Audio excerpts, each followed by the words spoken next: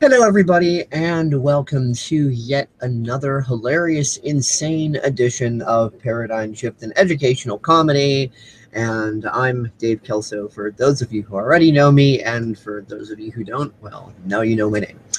Anyway, anybody who has half a brain and a broad, expanded sense of humor naturally loves making fun of social justice warriors. Not bullying them or anything, not going and harassing them, but just, just talking about topics and stuff. And a word that comes up a lot is the word trigger. Triggered. I'm so triggered. They got triggered. Triggered. So what I'd like to do is kind of, step back from the comedy and also step back from the insanity, because obviously when SJWs used it, they're like, oh my god, I'm so triggered. It's like emo gone wrong. Anyway, so let's just step back and like take a look at triggered as a word. Like, obviously triggered is a buzzword, so it's like, what does triggered actually mean? Where did it come from? Why is it used the way it's used, and are there any other usages? Okay. Triggered is synonymous with activate, something being activated.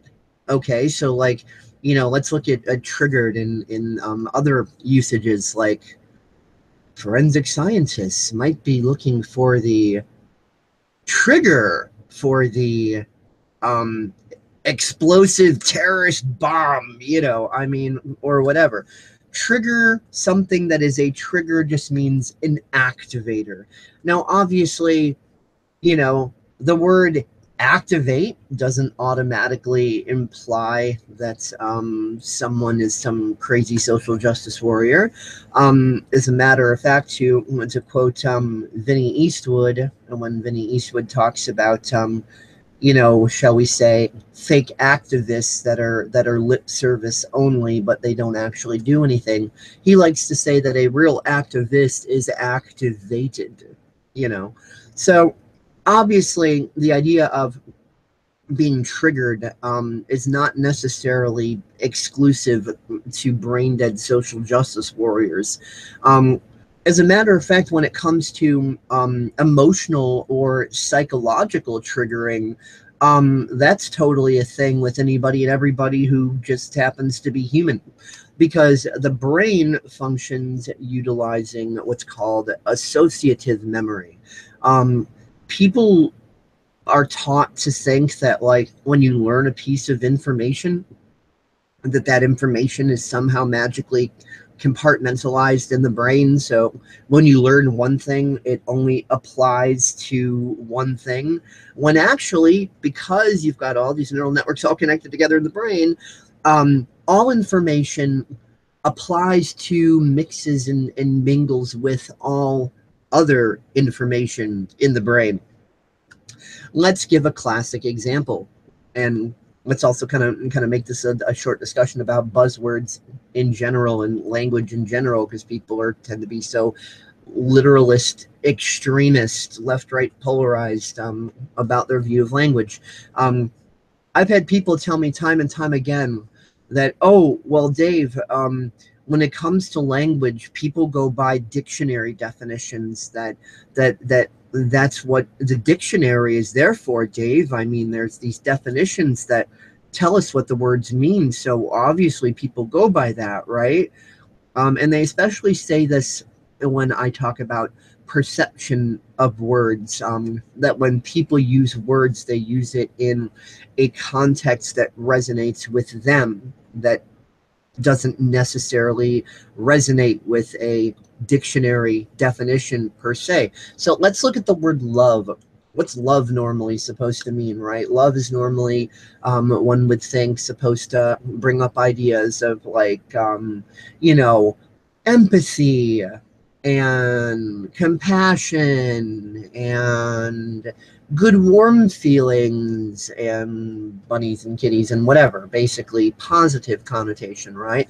But because the brain learns by associative memory, what happens when someone is you know, maybe they grow up and are living their life in an environment where people who supposedly love them, who say they love them, who talk about this love thing, are kind of narcissistically abusive, and maybe they've just had all these bad experiences. So now when their brain hears or perceives the word love, now they're not associating it with empathy and compassion and bunnies and kitties and all things positive.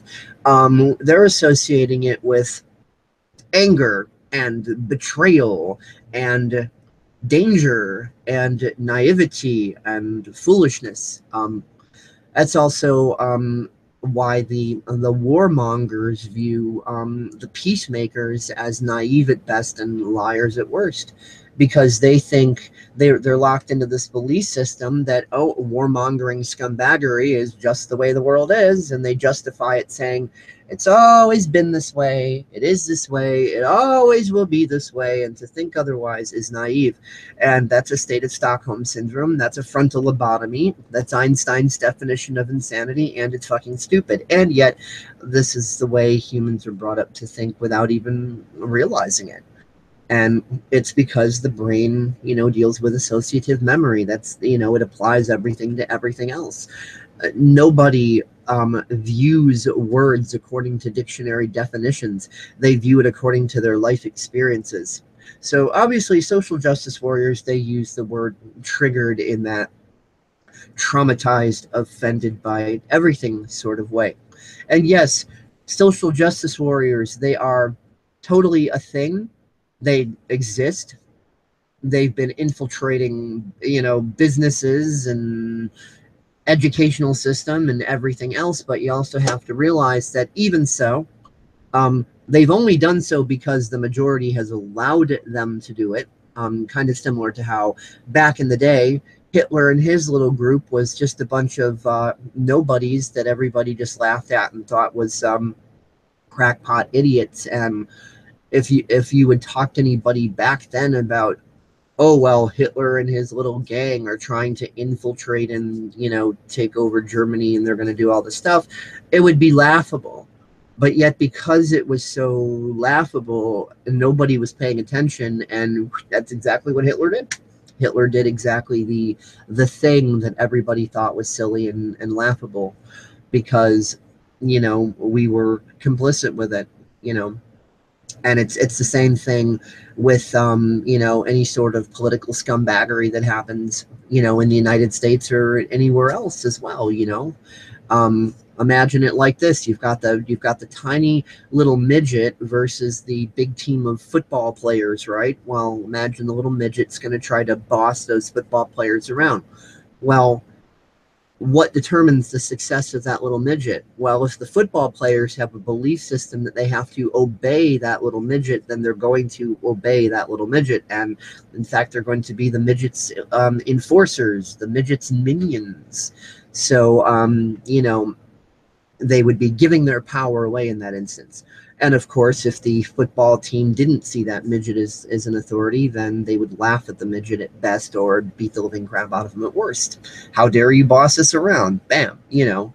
So anyway, going back to the word triggered, you know, when we face something that gives us cognitive dissonance, which simply means we've been taught to view the world one way, and then here comes something that contradicts, and the brain just goes into like a blue screen of death. Oh, you know. So anybody can be triggered. When when a girl is used to dealing with narcissistic assholes to the point that she thinks nice guys don't exist, and then here comes a nice guy that has gained enough maturity and self-confidence that instead of going back into the whole projection game, they're being sovereign and totally contradicting you know, the belief systems that this girl has. The girl's going to get triggered even if she's not a social justice warrior. There's going to be cognitive dissonance happening. There's going to be this, no, no, no, this is contradicting my reality, this can't be, this is a setup for a trap, this is, I don't know what this is, I'm so confused, I have to push it away, like someone just threw a rattlesnake in her face, you know what I mean? And you know, people react like this with any information that contradicts, and especially if the information is associated in the brain with some sort of emotional or mental trauma. And by the way, emotional and mental trauma doesn't have to be this big, inflated, serious social justice warrior level thing. I mean, it can be small, ridiculous, silly things like just like fear of spiders, because when you were little, you know, your first encounter with a spider was scary, so from that point forward, so on and so forth. So then anything related to spiders might trigger you. I mean, might even, you know, like even looking at fake spiders might be like, oh, you know, because it's a mental and emotional trigger. It's the brain associates that image, that idea with an experience that is being perceived as negative. So triggered doesn't necessarily mean going batshit fucking crazy like a social justice warrior. As a matter of fact, as the world continues to exponentially change and evolve, and in some cases devolve, I'd say that both are kind of happening at the same time. Um, as more truth comes out, and the tyranny in this world becomes more transparent, um, a lot of the way the world has always worked is kind of opposite what, you know, most people have been taught to believe, because most people aren't psychopaths. I mean, we've been taught to do, at minimum, sociopathic things unconsciously, because, you know, just adapting to survive in this world and not knowing any better. But as far as conscious thought, most people don't think like psychopaths. So it is hard for people to imagine that somebody could exist that has such extraordinarily different thinking from them. So, you know, we view the world as we are, not as it is. So, anyway, I'll just kind of leave it off there. Hopefully, this has been helpful to you. Hopefully, it makes sense of a few things, and hopefully, it encourages you to not be so literalist and extremist, and realize that in communication, context is key. As a matter of fact, I've been watching a bit of a Criminal Minds marathon, and one of the they love using quotes. I love all the quotes that they pick. Well, I like most of them anyway. Some of them I don't like, but most of them I do. One of the recent quotes from you know, me watching this stuff. Um, let's see, how did that go? The main problem with communication is the assumption that it happened in the first place. In other words, um, we're you know, outwardly we're taught the idea that, oh yeah, well, misunderstandings happen. It's like saying the sky's blue. Yeah, of course misunderstandings happen. But when we ourselves are directly engaged in a misunderstanding, we don't believe it's happening. um, we don't believe, especially we don't believe that we could possibly be misunderstanding anything that we're seeing around us.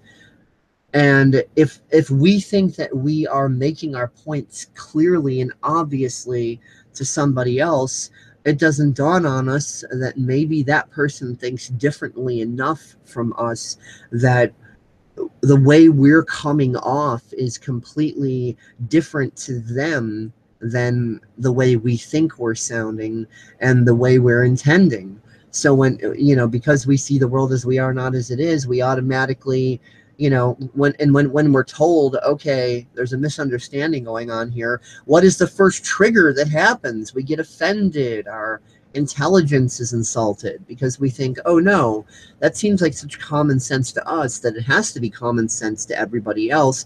So if somebody's telling me that this isn't common sense to them, they must be lying or being patronizing, or they're stupid or whatever, or, you know.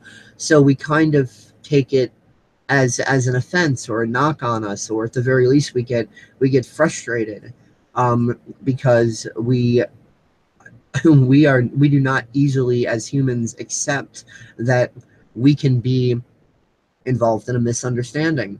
I mean, the idea that anybody else can be involved in a misunderstanding with anybody else, yeah, that's, we've totally put that away from us in our minds. So that doesn't trigger us. That's an easy thing. But so yeah, hopefully this has been helpful. And have any questions, comments, whatever, put them in the comments field below. And make sure you check us out on other areas of social media. Obviously, patreon.com/PSEC media, and we're on Daily Motion, and of course we're on minds.com, and on DeviantArt, and all over the place, so and there's other areas of social media we'll be venturing into as well. So definitely look us up and pay attention to links in the description. I try to cross-link all the different social media stuff as best I can. So yeah, and also because Facebook and YouTube and all that tend to be a bit tyrannical, which is inspiring all these other cool new social media services to pop up that are really awesome. I like exploring those when I have time and seeing what I can do with those. And in the future, I do intend on making videos kind of critiquing those. I've already gone into minds.com a little bit, so you can see the couple of videos I made, kind of back and thread on that. But I plan on going into more explorations of other, alternatives for YouTube and Facebook and Twitter and things like that. So, yep. Catch y'all later. Chatelet, praise Keck, peace out.